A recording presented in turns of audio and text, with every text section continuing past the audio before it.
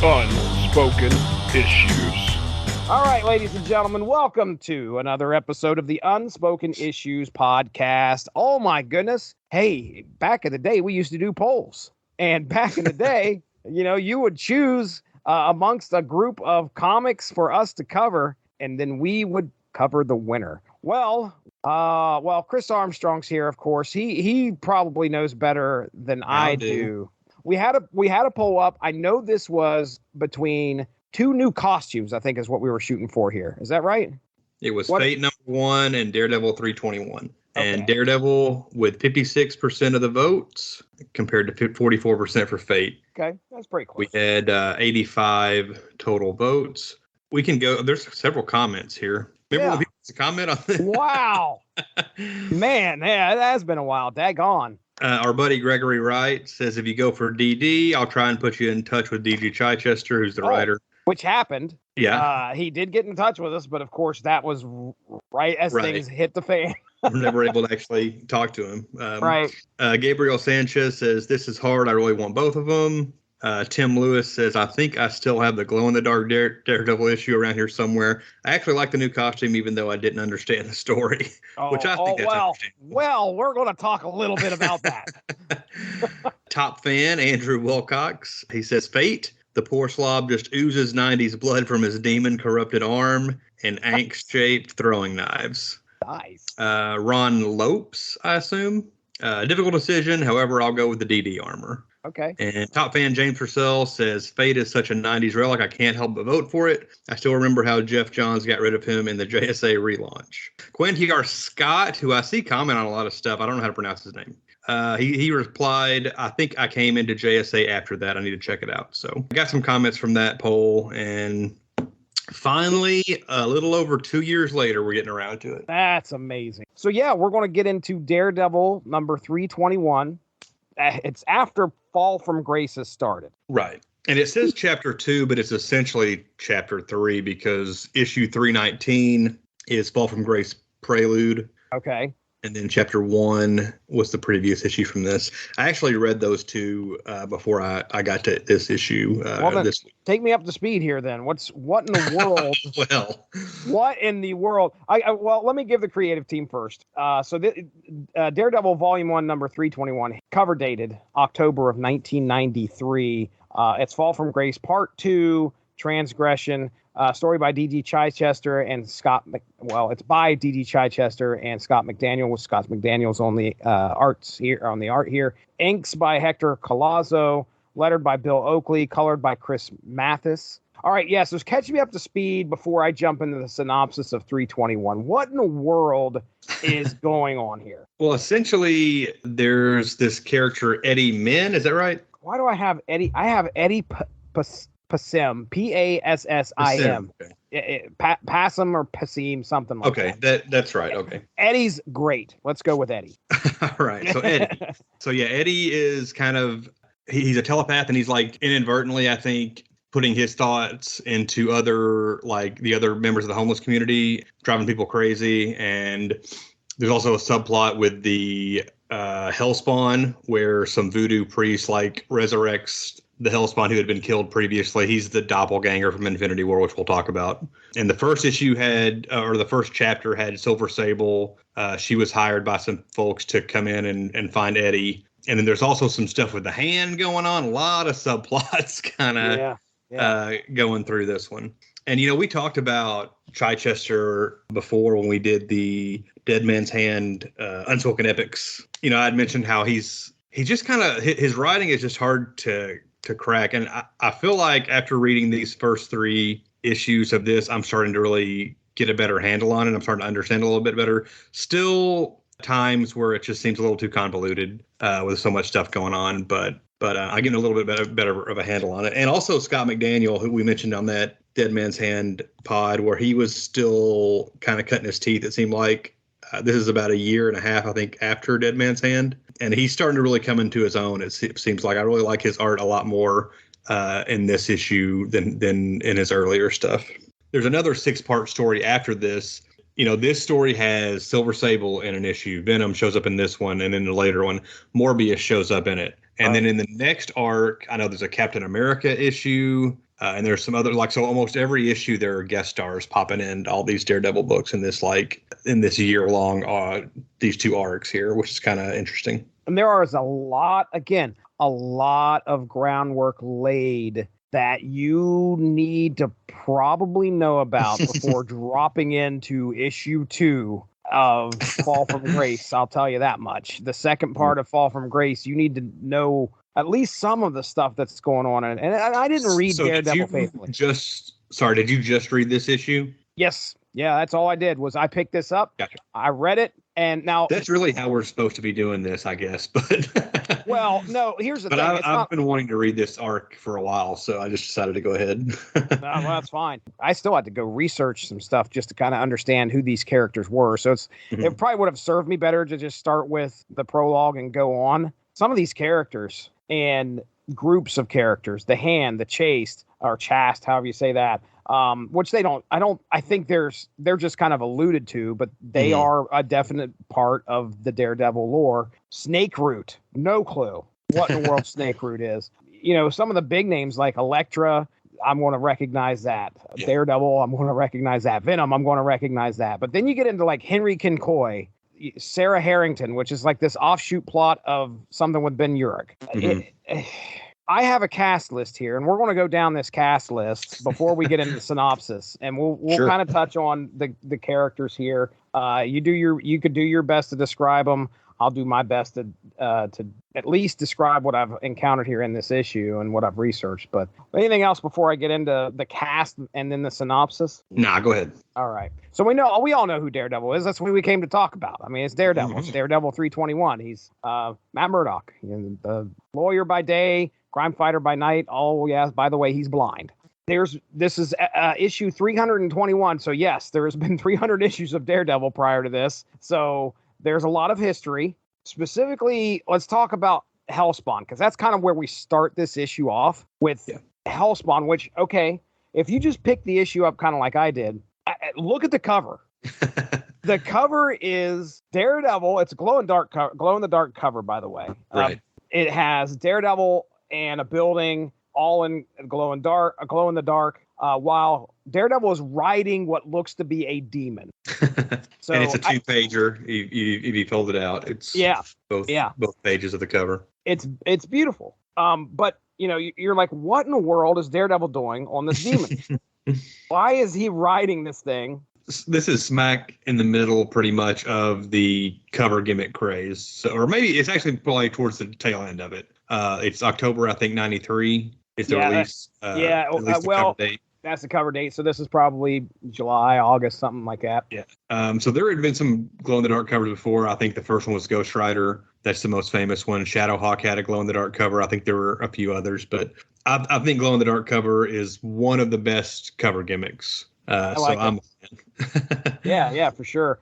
All right. So tell me about Hellspawn. I know that in my research, I learned that this was a thing that came out of the Infinity War. Mm. It's kind of interesting because I had seen this cover. I had flipped through some of these Daredevil issues without ever actually reading them, and I'd seen this demon character. I didn't know what his name was or anything. And even when I read the Prelude issue, which is I guess 319, that's when this voodoo priest guy resurrects the demon. I didn't even know then that, this is the doppelganger from Infinity. This is Daredevil's doppelganger from Infinity. And he doesn't really look like the have you seen what the Daredevil doppelganger looks like in the Infinity War issue? I looked it up. I can't remember, He appears in issue 3 or 4 when all the doppelgangers kind of attack all the heroes. And he doesn't, he's not a big hulking beast like this. He's basically built like Daredevil, except he has no eyes. And he's got the big horns, similar to these, but not as exaggerated quite as these. And then I guess he appeared, I actually read an article on CBR today where they talk about this character. Brian Cronin wrote it. I guess he appeared in some earlier issues, and Calypso is a character that was in that storyline, and she killed the doppelganger, and that's why he's being resurrected in this storyline. But I never knew any other famously the Spider-Man doppelganger, he was like resurrected, I guess, by Demogoblin, and he was able to stick around past the Infinity War resolution where all the doppelgangers were, gone. So it was cool to see another one pop up, that I never knew that there was another one that had appeared in other issues. So yeah, that's kind of the gist of this I guess this one has more sentience. Like the doppelganger from the Spider-Man books is kind of mindless almost. He's treated as a pet by Shriek and like Maximum Carnage and stuff like that. Okay. But he doesn't really have his own he's more like an animal. Whereas this doppelganger has its own sentience, and for some reason he talks with that Cajun voodoo accent. I think that's got to be because unless that's something that carried over, but I'm wondering if that's something that the priest that resurrects him in that first issue. Okay, I wonder if unless it's supposed to be that priest resurrected the body and then inhabited it, but that doesn't seem to be the case. I think he even references how he killed that priest in this book. Yeah, so. I figured it was something to do with the resurrection of some sorts. And it's got an interesting... Daredevil has the billy clubs. He has these... The doppelganger has these like things that come out of his arm that are spiked. It's almost like he's pulling his own bones out of his arms and legs to use his like billy clubs. Yeah, that's a cool concept. I like it. But I started this and I was like, who is this demon? What is this? And then it was when I started to dig, I was like, oh crap, this actually comes out of Infinity War. Really neat. But again, okay, if it was just Daredevil and Hellspawn and that was what the issue focused on, great. But that's not the case. We still got about 1, 2, 3, 4, 5, 6, 7, 8, about another 9 or 10 people to talk about here that show up in this book. We already talked about Eddie, the telepath, that his thoughts are bleeding over into people's heads, and he's mixed up in something called the About Face virus. Was that something that I assume was featured in the first 2 issues, or the prelude in part 1 going into this? They mention it, and it's something that I think that's something the Hand is trying to get, and then Shield. Nick Fury pops up in this issue as well, so Shield is trying to I guess, and maybe it was a government virus, and I remember reading it was a government virus at one point, like it was discarded. I don't understand why you call it a virus. I assume there's a reason. Basically, a About-Face virus can let someone be anything that they want, and that's why a lot of people are going after it. So we'll just leave it there because I might talk. I want to understand why it's weird. It is so weird. It's a weird concept for it to be called About-Face virus. All right. Okay. Well, whatever. Venom shows up in here, albeit for a cup of coffee. It's just real quick. He's in, he's out. So Venom's going to be somebody that we mention in the synopsis. Henry Kincoy, which I don't know if he was a big part of Daredevil lore prior to this. Yeah, I don't know. I mean, I don't know because I'd never really have read this era of Daredevil. So I only know him from these issues. Okay. Well, what's his name? Henry? It's Harry. Harold Kincoy. Well, yeah. So Harry Kincoy was first appearance Daredevil 319. So apparently made up whole cloth for this series. Let's see. He's affiliated with Snakeroot and the Hand. So both of those are, I think in this story, he's definitely hanging out with he's trying to do some stuff against the Hand. So maybe Snakeroot, but either way, Henry Kincoy is going to Harry Kincoy is going to show up in here.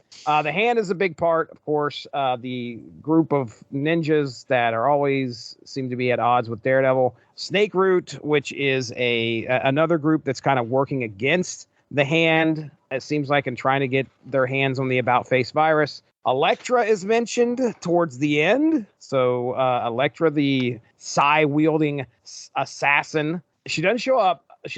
Did you read the rest of the series, or did you just read up to I haven't got to the rest of it yet. I think she does show up but she's only mentioned and alluded to in this one. That's right. And then we have a little bit of a subplot with Ben Urich and Sarah Harrington. So Ben Urich, the reporter for the Daily Bugle, some girl is kind of like stalking him, trying to get some files from him, I believe. Without further ado, let me go ahead and I will do my best to describe what happens in this comic, and then we'll kind of give our thoughts about what happened in it and what we thought of the art and all that stuff. That synopsis is coming up, but first let me talk about Amazon Music. If you're looking for a good platform that can fill those musical needs, Amazon Music has you covered. If you head to getamazonmusic.com/W2M Network, you can get a free 30-day trial where you can check out over 70 million songs. That's getamazonmusic.com/W2M Network for that free 30-day trial.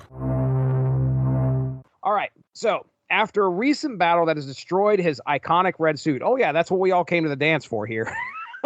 Matt Murdock's getting a new suit. So, after a recent battle that has destroyed his iconic red suit, Matt Murdock contemplates upgrading and protecting the innocent in a new set of duds. Meanwhile, unaware at the time, he's being watched by his Infinity War doppelganger. Daredevil heads out into the city to look for a man by the name of Eddie Passim. So Eddie, we kind of talked about Eddie already. So Daredevil is trying to find him for some reason. One of the central plots of the story is the virus about face, which can let someone be anything they want, and hence it is being sought after by quite a few heroes and villains alike. In this issue, a guy by the name of Yang, I'm sure I'm butchering that, and I apologize.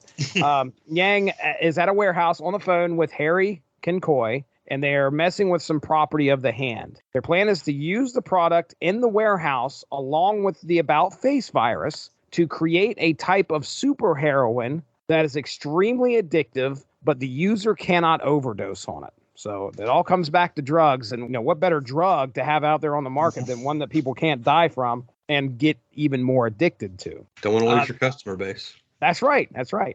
They also mean to use this to please a group called the Snake Root. Now, as Yang looks to test the heroin by slicing a bag, out pops Venom, who kills him. But once he does, some magical death smoke, which has happened in, I think, Dead Man's Hand as well. Like these ninjas would, after they got killed, they kind of vaporized into some smoke or something. Yeah, that's the Hand influence. That seems to be what happens to those guys whenever they die. Okay. So Venom kills this guy, and he turns into this puff of smoke, or he vaporizes, and I guess Venom inhales some of it, or he comes in contact with the smoke in some way, and all of a sudden he is seeing visions of Eddie Passim.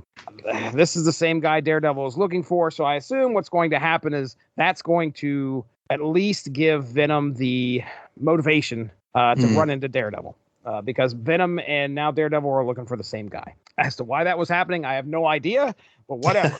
We switched to Ben Urich, and I mentioned about him and Sarah Harrington. Ben Urich is looking to go back to work after Jameson has taken back the paper, and Sarah Harrington is outside of his apartment, and she plans to steal some files to make her famous. That's kind of all we get there. Back in old New York, Eddie bursts into Harry Kinkoy's office to kill him, but he isn't there. Instead, he runs into Daredevil in his new costume. Eddie has telepathy. He puts the images of Teresa Bellwether, another character. I have any idea who these people are. Teresa Bellwether into Matt's head and how Kinkoy killed her. So obviously Eddie's upset. He goes in there to kill Kinkoy because he was clearly had a relationship, or he was close to somebody by the name of Teresa Bellwether. Now Daredevil is starting to see this in his head. He's trying to figure out what happened to Kinkoy, because Kinkoy's not there, but he noticed there was signs of a struggle. And he walks over to where there was, I think, a hole in the wall, and he realizes that the hole was made by a sigh. He's pulling a Prince Humperdinck from Princess Bride. Oh. Observing the scene and recreating everything in his head. Right. See, that was Elektra. Elektra's here. All right, so about that time when that revelation hits, in busts the doppelganger. Daredevil's doppelganger shows up, Hellspawn, and he's looking for the about-face virus. Turns out Eddie's may know where it's at. So that's why Eddie is so important to this. He apparently has some connection to the about-face virus, and everybody wants to get a hold of Eddie. But Daredevil, of course, is not going to have that. Daredevil and Hellspawn fight, and Matt's able to get the upper hand, and the demon runs off. So that's kind of ends the main course of this issue. We talked about Ben Urich and his little side thing. Now we got to talk about Nick Fury. Yeah, there's a weird just like add-on at the end of like a couple of pages of like, oh, here's some other story threads that we're going to use in this storyline. More stuff that kind of gets added to this book. So Fury's tracking this guy by the name of John Garrett, who is a rogue SHIELD agent. Okay. And in order to do this, he has called in a guy by the name of John Kelly, who goes by the code name Siege. Yeah, Garrett shows up in the Agents of S.H.I.E.L.D. There we go. Show by the late great Bill Paxton, which was cool. Now, where is John Garrett? Oh, goodness. Let me tell you. He's in a bad way. He's in a very bad way. He may become a cyborg. In the Marvel comics, he better become a cyborg, because all he is just a head connected to like a spine of metal. It's not good. He's laying on a table at a snake root stronghold, and he's definitely out of it. He keeps saying he's the president, which is interesting. So I don't know if he was guarding the president. I think there was some kind of thing where he was near the president or something like that. But anyway, he's like remembering a mission. There was something about they were going to try and make. He was part of a conspiracy where they were trying. The Hand maybe was trying to win him the presidency to be like their puppet president or something like that. So the snake root. Why in the world do they have him? I'll tell you. They're trying to find Elektra. But anyway, they're planning on using some kind of ritual to probably either give him a body or infuse him with some kind of spirit or something. I don't know. But that's kind of where we leave things. He's laying on the table and all of the snake root clan come together and they put their hands on the table where his body's at. And that's the end of that. So Daredevil 321, we read Dead Man's Hand. Yeah. And one of the things that we said was that when we got to a Chichester issue, we had to kind of be prepared for it. And that's what happened here with me. I was like, okay, we're getting into DG Chichester territory. I have to get ready. What did we say? We're about a year to a year and a half outside of Dead Man's Hand. Yeah, that seems right. Yeah, I think, we're about a year. And I could just imagine the amount of history that Chichester put into Daredevil for a year if he did that. Mm-hmm. I mean, it's got to be just things falling on top of each other, 10 pounds of stuff trying to fit into a 5-pound bag, it feels like. There's a lot of stuff there. There's a lot of history. He seemed to have a pretty long run. I don't know. I didn't check to see how long he was on the book. This would have been 93. So he'd been on there. He'd been on it for a couple of years, I guess, at this point. Again, it doesn't mean he's a bad writer. It just means that you better have picked it up from day one. Of Chichester. Yeah, it's not a new reader friendly. No, it's not. It absolutely is not. And that's not on anybody else really, other than us just picking up part 2 of this and trying to read it straight from there, or what that one single issue. But let's talk about the costume. I guess that's the draw here. Yeah, that is what we came to talk about. And it is like, I don't know. I was expecting more for some reason. What do you think? Just like the reveal. I'm talking about the development, and it was just a very strange way for him to be like, okay, I wanted to get a new costume. The dude's been fighting people, villains, heroes alike, in that costume for 300 issues. It gets torn pretty badly, and he's like, you know what? I need a new costume. No, okay, that's fine. How are you going to go about making the costume? How are you going about getting the costume? He orders parts from all these different, like, there's Advanced Materials Institute, there's Industrial Synthetics Limited, Biopolymer Technologies, buying all these parts to like construct this costume. It's an armored costume basically, which really there's only a little bit of armor on it, but yeah, I think it covers his shoulder pads, his shoulders, and oh my goodness, I'm looking for it right now. Knee pads, armor on his calves, his shoulders. I guess we could say let's just say all the red is somewhat armor.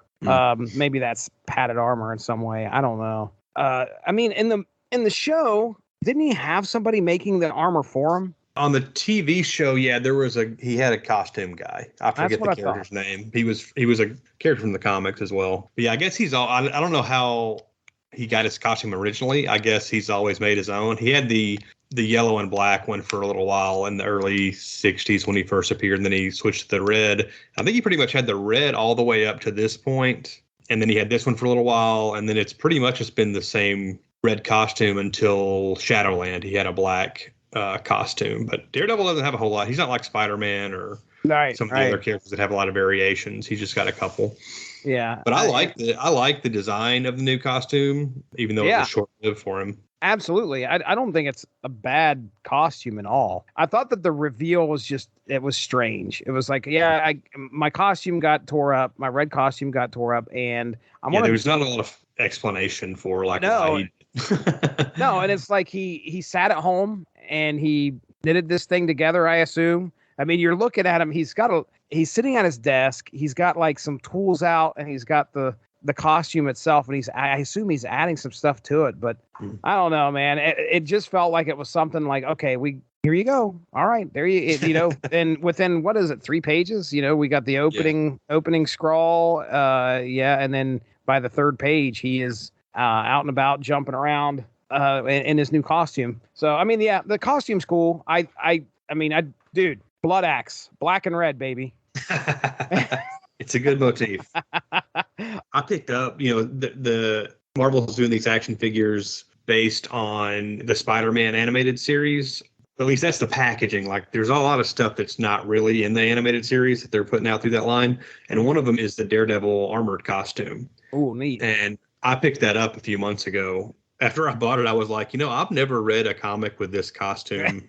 And I spent $30 on this action figure. Right. But it's just a cool costume. So I like, and now I have read some comics with That's right. That's right. So yeah. Just like you said, it was pretty short-lived. I can't remember when it was he went back to the basic red, but it didn't seem like this one. I was reading comics in the 90s, and I don't remember this happening for some reason. This happened when I was still into comics, before I took my little hiatus.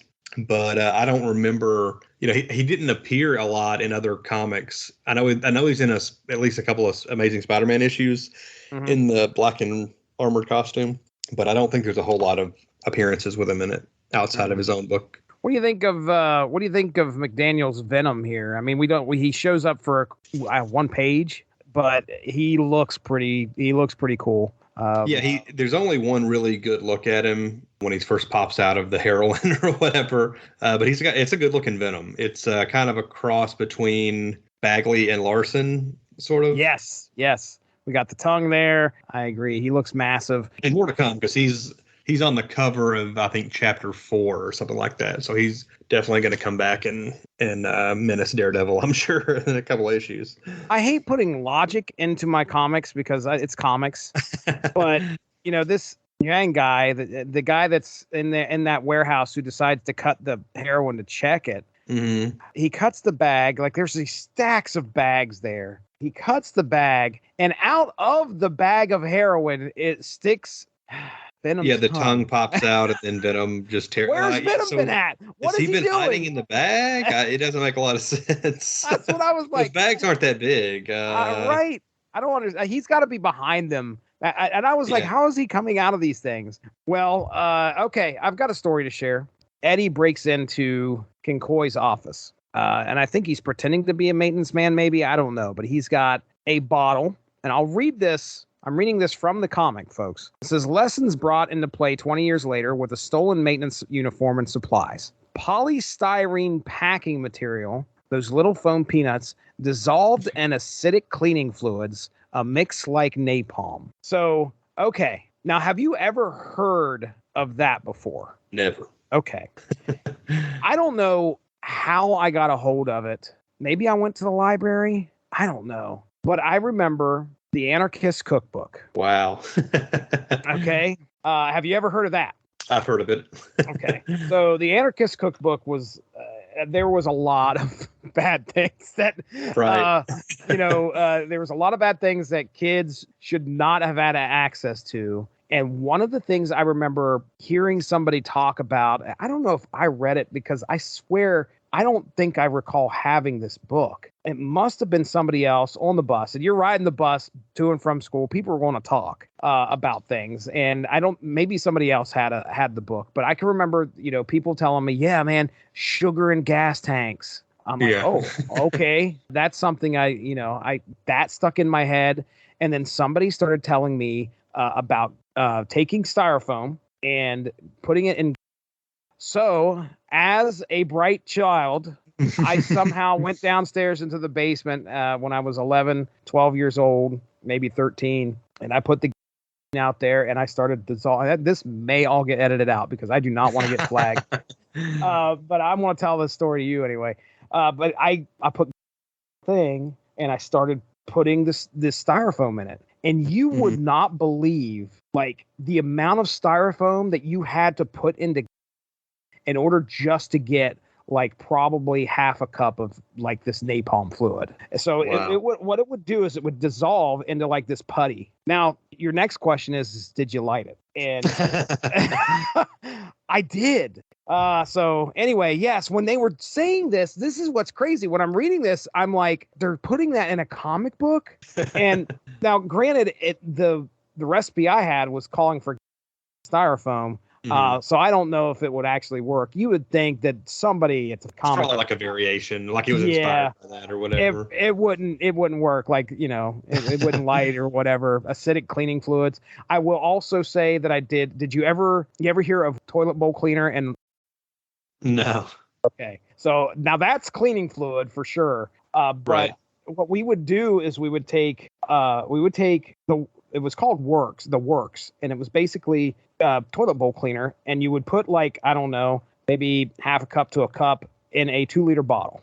Okay. Mm-hmm. And then what you would do is you would take and you would ball up the into, like, I don't know, 50 or 60 little balls, just tiny little balls and you would drop them in, and then you would put the cap on. What happens is that and Works starts to react and gas starts to build. And then the next thing you know, that 2-liter bottle explodes. It doesn't happen quickly. Right. I mean, it takes a long time for that pressure. There is a picture from my 16th birthday party where we were doing that at like 6 o'clock in the morning outside of my house. And my mom got up, and it was me and like 6 or 7 other guys, because we were idiots. We all stayed up all night, and then we were like, oh, let's go let off a Works bomb. So we took it out back, and we just kind of sat there and we're waiting, and nothing's happening. And so one guy's like, let's go look and make sure it. And I'm like, okay, let's go. We go up there, we're kind of looking, we're seeing this thing bulge. We're like, oh, get back.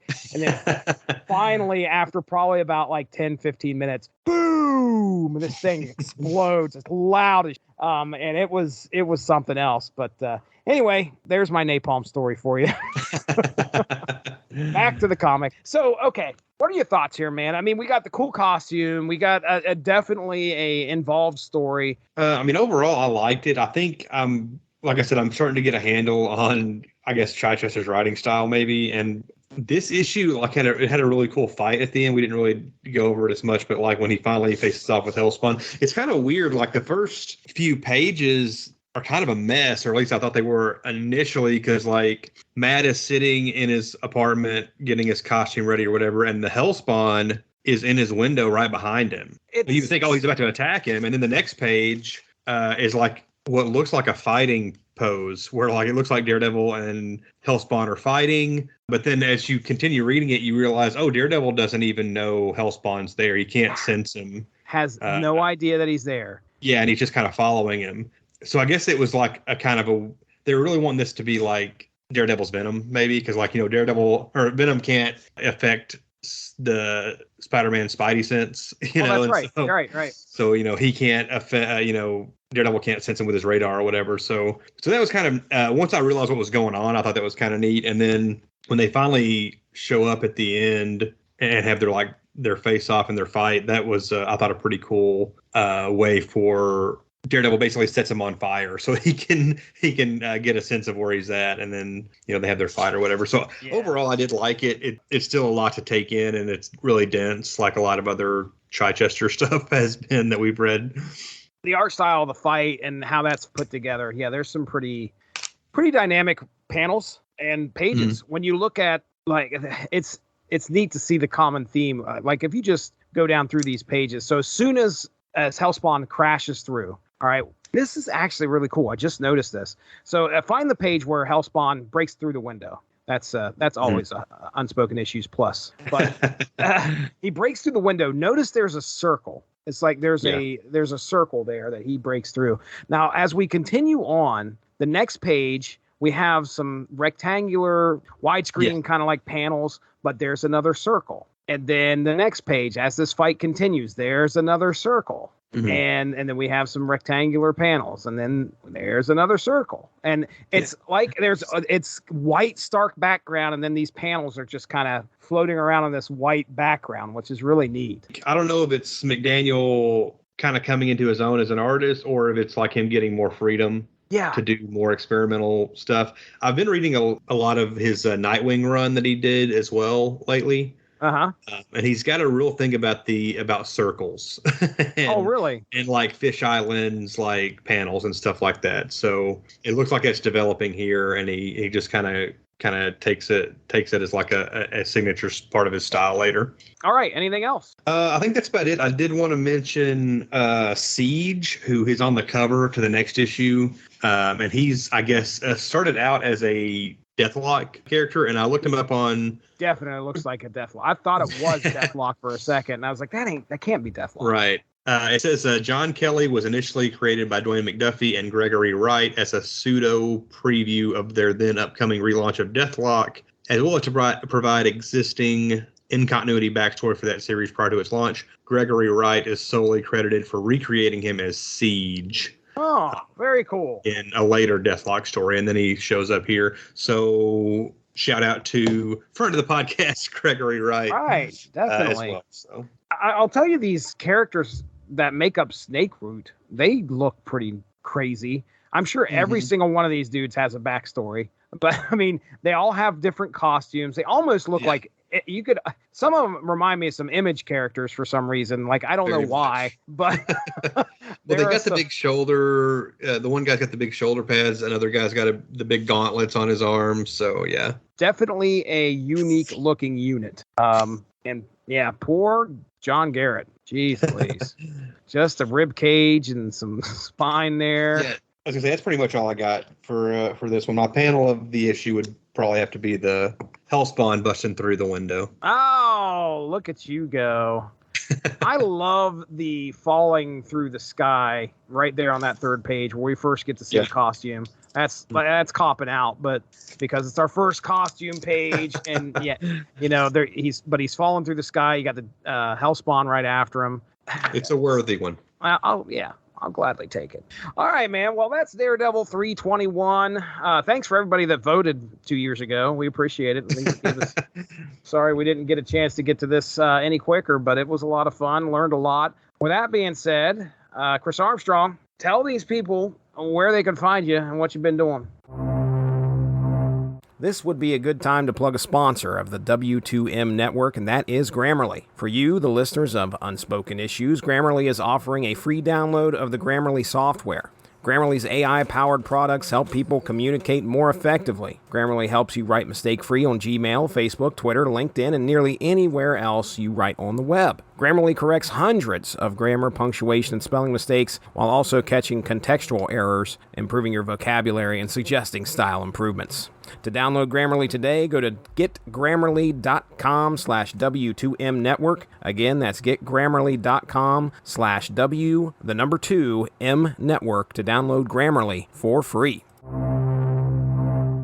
You can find me on Twitter and Instagram at BrodyMan34. I've also got a movie podcast that focuses on direct-to-video and made-for-TV movies called Small Screeners. So you can find the Small Screeners on Instagram and Twitter as well at Small Screeners, and then you can find us on pretty much any podcast platform as well.